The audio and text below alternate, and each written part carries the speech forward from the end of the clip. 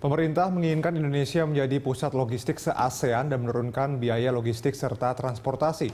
Hal itu untuk memacu pertumbuhan ekonomi dan menarik investor menanamkan modal di Indonesia. Presiden Joko Widodo meresmikan pengoperasian Pusat Logistik Berikat atau PLB di kawasan industri Cipta Krida Bahari, Jakarta Utara.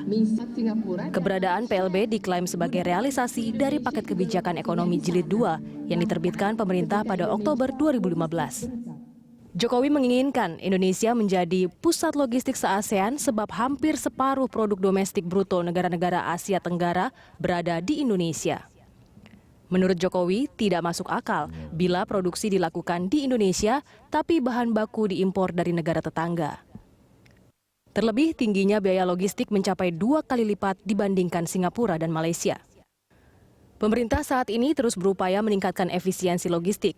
Indonesia juga harus menekan proses bongkar muat pelabuhan atau dwelling time menjadi maksimal di bawah 3 hari.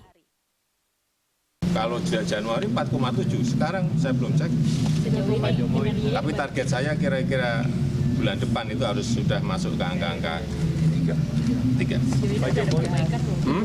Ya sudah, dulu dari 6 ke 4,7 kan sudah ada. Nah, nanti 4,7 ke 3, ini nanti dilihat bulan depan. Sementara itu, Menteri Keuangan Bambang Brojonegoro optimistis pengoperasian Pusat Logistik Berikat dapat meningkatkan daya saing serta menekan biaya logistik di Indonesia. Selama ini, industri di Indonesia sangat tergantung pada impor bahan baku dari Singapura dan Malaysia. Kami sangat paham concern dari Bapak Presiden bahwa daya saing Indonesia menjadi terganggu, salah satunya karena biaya logistik yang tinggi dan juga waktu yang diperlukan dalam rangka peralihan barang dari pelabuhan ke pabrik dan sebaliknya. Beroperasinya 11 pusat logistik di Balikpapan, Cakung, Cikarang, Karawang, hingga Denpasar akan menjadi awal pindahnya barang kebutuhan industri dari negara tetangga ke gudang-gudang di Indonesia. Keberadaan pusat logistik berikat akan membuat ongkos produksi semakin murah dan efisien.